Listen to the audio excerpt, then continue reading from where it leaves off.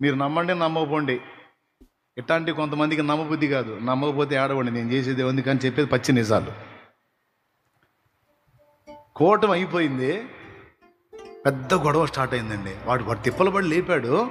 ఆ కుక్కలు ఏం చేసినాయి తెలుసా? అక్కడ ఉండి అన్యుల్లో జొరబడ్డాయి. జోక్ కాదు నేను చెప్పేది, అనుభవం. అక్కడున్న అన్ని జనుల్లోకి జొరబడి ఒక ఆటో దగ్గర తగాద పెట్టుకున్నారు. తగాద పెట్టుకుంటే వీళ్ళున్నారుగా మనోళ్ళు పరిచారకులు, ఏయ్ అంటున్నారు. అని చెప్పి వీళ్ళు కూడా యుద్ధానికి దిగుతున్నారు. వాళ్ళు యుద్ధానికి, వీళ్ళు యుద్ధానికి. నా దగ్గరికి వచ్చింది వార్త, వాళ్ళొక బ్యాచ్ అయ్యారు, వీళ్ళొక బ్యాచ్ అయ్యారు, కొట్టుకోవడానికి సిద్ధమయ్యారని.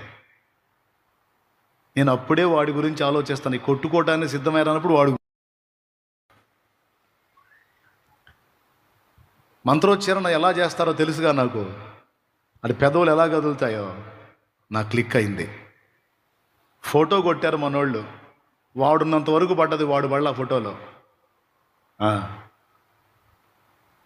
అంటే ఫోటో ఫ్లాష్ అయ్యేదానికి అవతల నిలబడ్డాడు వాడు. స్పష్టం, నిజం, అబద్ధం కాదు. తర్వాత వాడు ఏ ఊరు నుంచి వచ్చాడో, వాడిని ఎవడు పంపించాడో మొత్తం డీటెయిల్స్ తీసుకున్నాను. నగ్గన సత్యం. నా పని చేయటానికి వాడు పంపించాడు. దేవుడు కృప చెప్పన, పంపించినోడు పోయాడు, వచ్చినోడు కూడా పోయాడు. ఏ ఫోటో తీరా.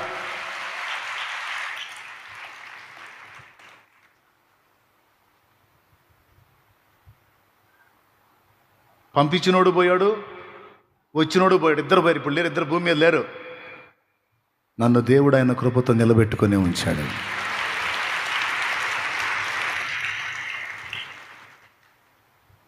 నా దేవుడు రోషం గల్ల దేవుడు. ఇట్లాంటి చెత్త ఎదవలు చేస్తారా? పత్తా లేకుండా పోతారు, నామరూపాలు లేకుండా నాశనం అయిపోతారు. ఇద్దరు తెచ్చారు. ఒకటే, మారితే మారాలా, లేకపోతే మరణమే కావాలా. రెండు ఆప్షన్ లేదు. అది జీవం గల దేవుడితో పెట్టుకుంటే. నాకు అయిపోలే మ్యాటరు. గొడవ స్టార్ట్ అయింది. ఇక డి అంటే డి అంటున్నారు. పెద్ద గుంపు, వాళ్ళ గుంపు, వీళ్ళ గుంపు. అప్పటిదాకా దేవునికి మహిమ వచ్చింది. ఆ క్షణాన అవమానం రాబోతుంది. పరిగెత్తుకుంటూ వెళ్ళి మందిరంలో మోకాళ్ళుని ప్రార్థన చేశాను. ప్రార్థనలు ఏమడిగాని తెలుసా? వచ్చినోడు పనోడు అని నాకు అర్థమైంది. ఆడు కుక్కలను వేసుకొని వచ్చాడు. ప్రభువా, దయచేసి వాటిని బంధిస్తున్నా, యేసు నామములో వాటిని బంధిస్తున్నా. నేను వారి మధ్యలోకి వెళ్ళినప్పుడు ఆ దురాత్మలు వెళ్ళిపోయి సమాధానం రావాలి. ఆడి మాంత్రిక శక్తులన్నీ యేసు నామములో బంధిస్తున్నాను అని పోయి ఈ రెండు బ్యాచ్ల మధ్యలో నిలబడ్డా. ఏందయ్యా, ఏం జరిగిందన్న? అప్పటిదాకా ఓహరి నాయన భయంకరంగా అరుచుకునేవాళ్ళు. నేను ఎంటర్ అవ్వగానే, కాదన్న నీకు ఎప్పుడన్నా ఇబ్బంది పెట్టామా మేము అన్నారు.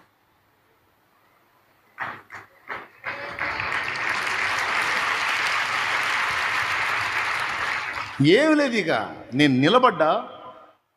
అప్పటిదాకా దెయ్యాలు బట్టి ఊగినోళ్ళు వెళ్ళంగానే